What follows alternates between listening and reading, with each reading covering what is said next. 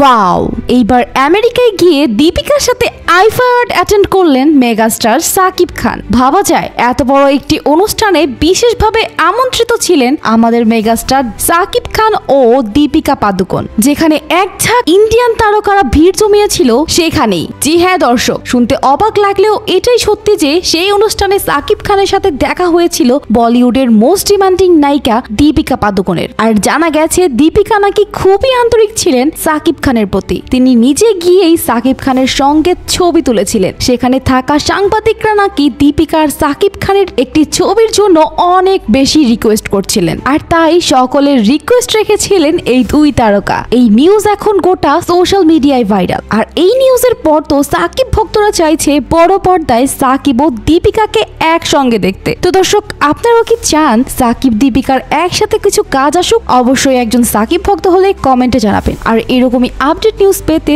চোখ রাখুন স্টার কথায়।